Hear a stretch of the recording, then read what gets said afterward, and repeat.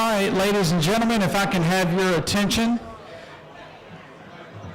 Real quickly, we appreciate everybody being here tonight. Before we get started with the evening, again, welcome to the second annual Mississippi Top 50 Awards.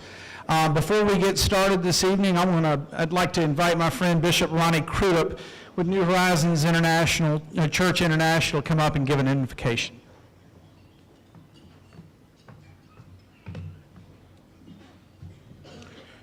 Let's pray.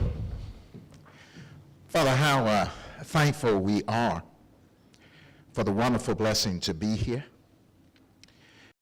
Good to us, and we praise you for it.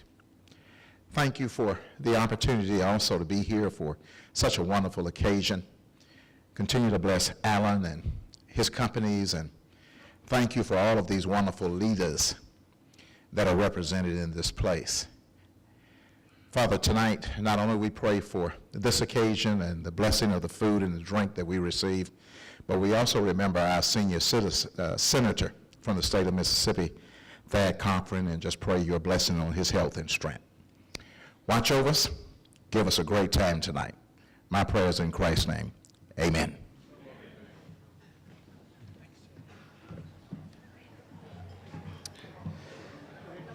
Thank you, Bishop Crudup. Well, again, want to welcome you all. Many of you have come from all corners of the state, and we certainly appreciate your time being here. My name is Alan Lang, and among other things, I'm the editor of Y'all Politics. We could not be more thrilled with the reaction that we've gotten in this now our second Mississippi Top 50 Award from both the awardees themselves and social media. We've also gotten a lot of accolades from other people in the press. The Clarion Ledger, I think not long ago, over the weekend, had a very timely similar sort of event, and there's some other things, bless their hearts, but we are privileged that we think that we've, at some level with this event called Lightning in a Bottle, and we certainly appreciate y'all being here with us. Before we honor the two gentlemen who've left a permanent imprint on their home state, I'd like to just reflect for a minute on what's happened here tonight. The awardee reception that everybody was a part of earlier was sponsored by the Payne Group. We came here from all corners of the state, Democrat, Republican, black and white, and we fellowship together. And we don't do that as much as we should. The truth of the matter is we're pretty good at this. We're a lot better at this than we give ourselves credit for.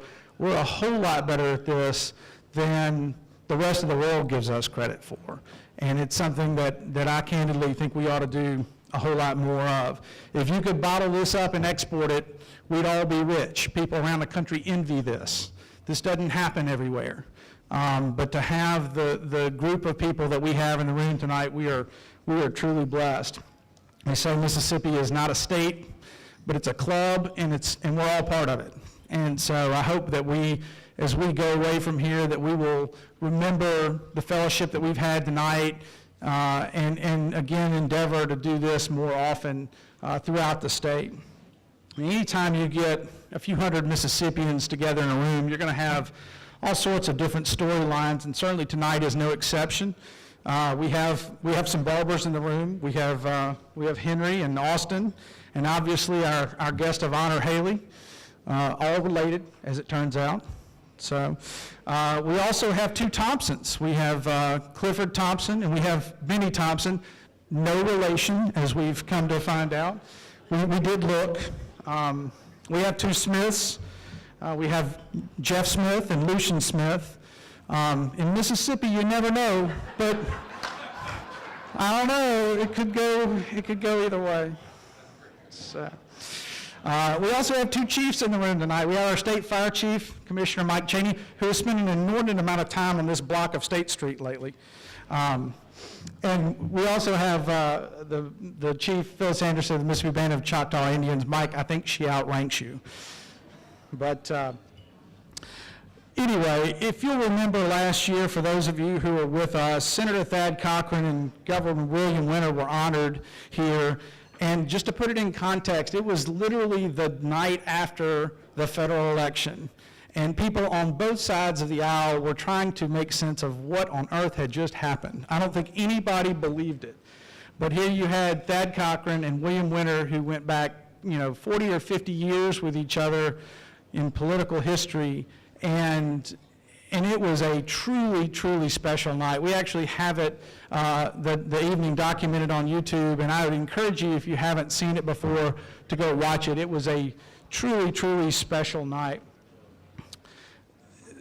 Tonight, we are honored to have both Governor Haley Barbour and Representative Steve Holland as our honorees, as what we call our Hall of Fame honorees.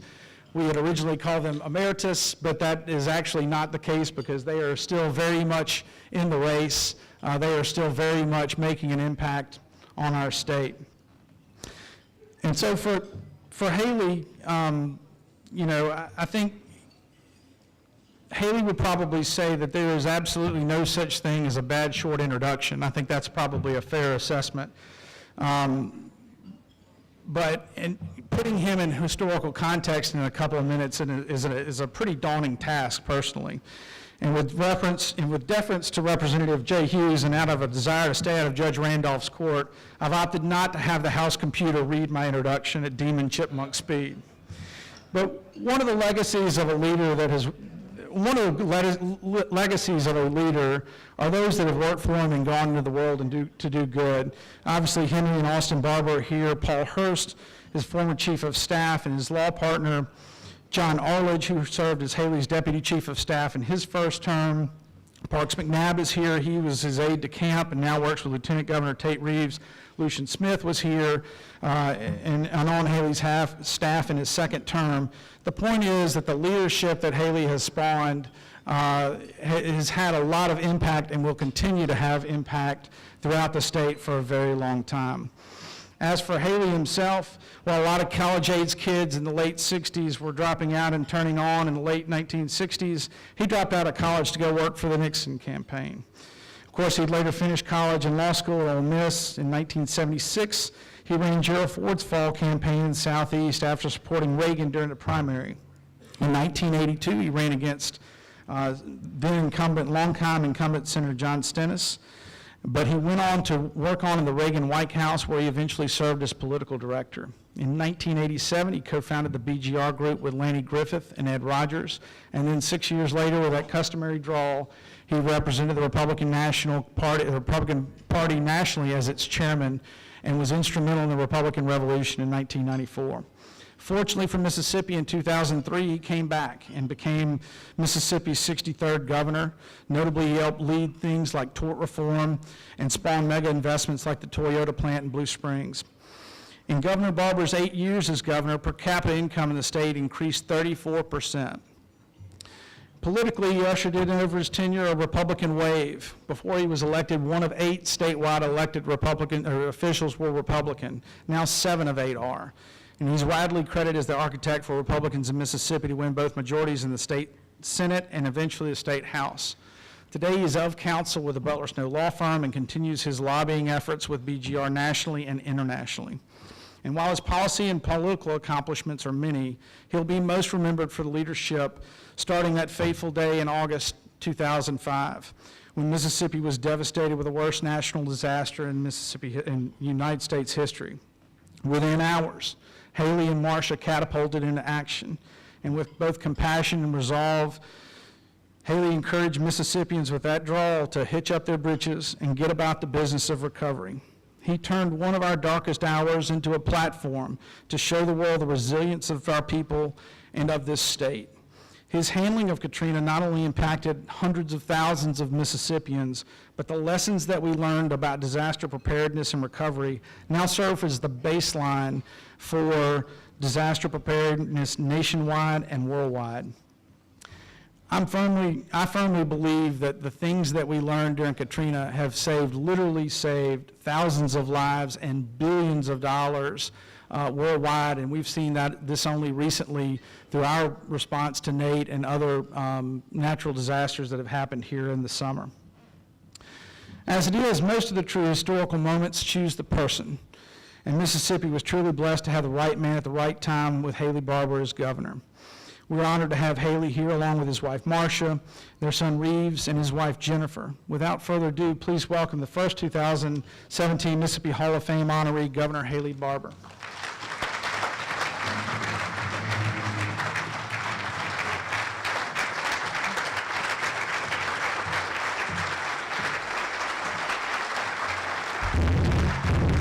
Thank y'all. Thank you very much. Thank you.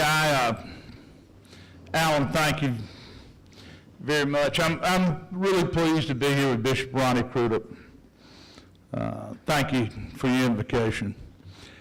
And believe it or not, I'm very pleased to be here with State Representative Steve Holland. Steve Holland and I have been friends since 1978. I knew him when he was a Republican. Seriously, we knew each other through Thad's campaign, and while our politics diverged, we remained friends. While I was governor, we were friends, and we're friends today. And Alan, I'm honored to be the honoree with Steve tonight. You know, this award generally is about leadership. That's what this is about. You look at the people on the list, they're people who are leaders. And I want to take a minute, not very long. Marcia, my bride of 46 years, says there's never been a bad short speech. She says whenever I say that, I make a long speech, but it's, you know, we're in an interesting time in politics in America. I've been doing this almost 50 years. And I will promise you, not only have I never seen anything like it, neither has anybody else. That's just a fact. But there are facts that affect this that can have the right sort of results. And the biggest result is to have people who are truly strong leaders. You're here, the people who are being honored, because you're being honored, frankly, for your leadership. A lot of times when young people think leadership, it's like being king. You're the leader and you can tell everybody what to do. Well, the truth of the matter is, the leader has to work harder than anybody else. Real leaders set an example by working harder than anybody else. Douglas Southwell Freeman, the eminent Civil War historian, said that Robert E. Lee could get his army to do anything because they knew he would never ask them to do anything he wouldn't do. And the same is true of generations of leaders in our country and in every other country. Nobody works harder than the leader. And the leader's got enough confidence to put together a strong team. It's always amazing to me how people in politics particularly think that they've made it on their own. I've never met anybody in politics or government or business or the military who made it by themselves. Life's a team sport. Politics is a team sport. Government is a team sport. No I in team. We succeed because we get people to work with us who've got real capacity to get things done, and we trust them enough to give them not only the responsibility to get things done, we give them the authority to get things done. You know, a lot of politicians are great at giving people responsibility, but they loathe to give away authority. If you're going to have a team that gets the job done, you have to give them the authority to do what you're asking them to do. And I can remember in the 70s, when I ran the state Republican Party, Sarah Jones and Sandra Austin and Joe Sims, who I see sitting out in the audience, that ran our field operation. They were my team. They were a great team, and I trusted my team. And it's been that way through life to Paul Hurst sitting right here as my chief of staff, or others who worked with me. If you're the leader, trust your team. Give them authority as well as responsibility. You know, when we talk about leadership, one of the things we have to remember is in government particularly, you are the leader, but there are all kind of people you're expected to lead that you don't hire, who don't work for you. Speaker, you got 121 members of the House who are independently elected. They don't have to do what you tell them. When we did Katrina, we had dozens of county officials and city officials and legislators. They didn't have to do what I told them to do. They were independently elected. But they understood that if there's a mega disaster, somebody's got to be in charge. In the mega disaster, somebody has to be in charge, because if nobody's in charge and you let nature take its course, in the mega disaster, that course is usually terrible. They need somebody to make decisions. And I was blessed that local officials and legislators, Democrats as well as Republicans, some of whom I'd never met, said, Governor, somebody got to be in charge, and we don't know anybody else who should be but you. We're going to give you a chance. So you make decisions. You make decisions. And let me tell you something. In the mega disaster, when you're dealing with something nobody's ever dealt with, you make some bad decisions.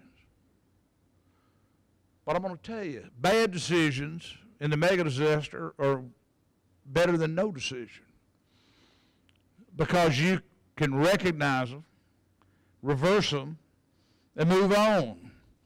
But you show me somebody never made a bad decision, I'll show you somebody never made a decision. Make decisions. The leader has to make decisions. And the leader has to be willing to listen to his team when they say, boss, this ain't working out like we thought it was going to. And be willing to say, we're going to make a change. In fact, there was a reason Harry Truman had on his desk a plaque that said, the buck stops here. Because the leader is responsible. And I will just tell you directly, leaders take responsibility when things go wrong. Even when it's not good politics. I'll never forget when I was a White House staffer, Henry Kissinger came and spoke to the senior staff in the White House mess one evening. And he said, in politics and government, when there's bad news, get it out fast. Because he said, unlike fine wine, bad news in politics and government does not improve with age. A lot of politicians run from that. Don't run from that. Real leaders step up to the plate, because it is the best thing eventually. Dwight Eisenhower on June the 5th, 1944, wrote a letter to President Roosevelt and said, if the invasion of France on D-Day fails, it's my fault. If it fails, this is my resignation. After Gettysburg, Robert E. Lee wrote Jefferson Davis offering his resignation. Leaders take responsibility. But leaders also share credit. When I was political director of the White House, President Reagan had a plaque on the credenza behind his desk. It said, "There is no limit to what a man can accomplish if it doesn't matter who gets the credit." I asked him one night on the plane coming back from Illinois after a political trip and about that, and he looked at me like I'd fallen off the watermelon truck. He said, "Haley, when you win, when you succeed, the leader's job is to spread the credit." He said, "This isn't about being nice. If you spread the credit and make people know you appreciate them for helping get the right thing done, they'll help you again." It's the leader's job to spread the credit, and the leader's job to take the blame. Everybody here, in one shape, form, or fashion, is a leader. Is a leader in whatever your field, a leader in trying to help our state be a better place. And that's, there is nothing better for you to do with your life than to try to make your home a better place for your family and everybody else's family. Just remember, leadership is a team sport. Leadership requires you to put together a team that trusts you for good reason and helps you do what needs to be done for our people and our state. I hope tonight, Alan, where I'm very pleased to be honored, I hope tonight when you walk out of here, when you go home, when you get up in the morning, that you come home with the view, how can I be a better leader? Because you're going to be a leader. How can I be a better leader? Because Mississippi needs you to be a better leader. Thank you very much.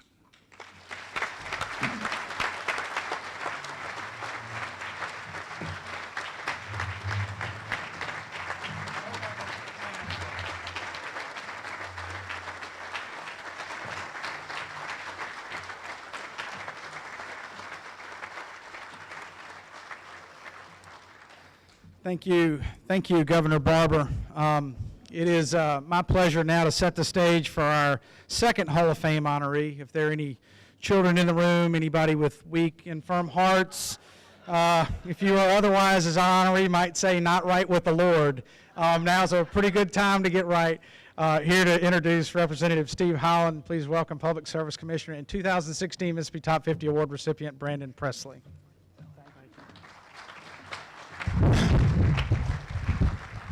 Thank you, Alan. As he pointed out, you know, Steve and I both are from Nettleton. We're a pretty ragtag bunch. I don't know how prepared we are for this, Steve. It reminds me of a guy that runs a plumbing business in Nettleton, came to fix a drain for me last week. I said, "How's your son doing in school?" He said, "He's going to fail." I said, I came in Friday, said, and my wife said he ain't studied, he's going to fail his history test. He said, I called him in there, I said, "Son, you're going to have to study." He said, "I don't like school, I want to quit." He said, "You're not quitting, you're going to stay." His wife said, "He's going to fail this history test." Steve, you know these people. Said, he's going to fail this history test. Said, "Watch this." Said, "Colton, who signed the Declaration of Independence?" He said, "I don't know and I don't care." He said, "Son, I'm going to wear you out." I said, "If you signed that damn thing, you better own up to it." So that's kind of where we come from. And I can say this tonight, as having been honored last year to this group, in the top 50, and Steve this year to be an inductee of the Hall of Fame, it ain't bad for two old boys from Nettleton, Steve. And I want to talk about the Steve Holland we know in North Mississippi, not the vulgar, profane, expletive-laden Steve Holland on the floor of the House of Representatives. Y'all know him. But I want to talk about the man behind the image that some of you have seen. First thing, I've seen this man do funerals, bury folks, didn't have the money to pay it. And never asked anybody to pay a bill, never asked anybody to get in on a payment plan. But he did it because in Steve Holland's heart, he believes the red letters in the Bible. He laughs and calls himself a New Testament Democrat. Amen to that. But he, in everything that he does in life and which is outside the Capitol, because I know we're here to talk about politics tonight, but the man matters, the person matters. And Steve's heart is for those who are left out, those forgot about, those looked down on.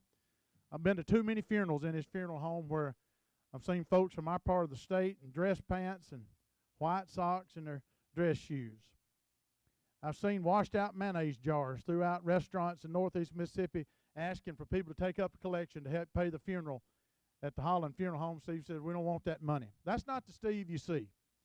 But emboldened in the passion in which you see in the legislature for those people is ingrained from a little small town where his mama was the mayor, where I was the mayor, and Steve, those 2,200 people in that small town, your hometown, are tonight very proud of you and proud of your career. And so I'm proud to introduce a man who I said if he had enough sense to operate Twitter, the Democratic Party would have its own Donald Trump. State Representative Steve Holland.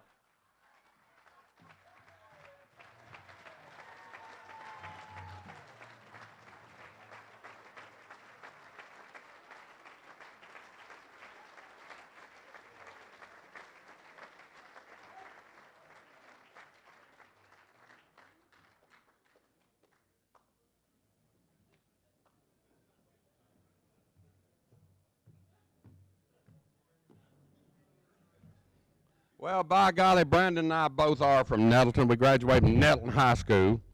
Now, that's not Nettleton. That's Nelton if you're from up there. Yeah, and Brandon, I really appreciate that. Now, if you want to help pay from some of them poor suckers that I buried for free, I've changed my mind about that. I will take a little light donation. Getting pretty grim, isn't it, Undertaker Sadie around the Holland Funeral Home? Well, thank you, Brandon. Great introduction. I appreciate it. I got to tell you the truth about it, though. As good as you are and as wonderful as your public service career has been at this point, it is not the best introduction I've ever had. The best introduction I've ever had took place in 1983. I had run, thanks to my great friend Haley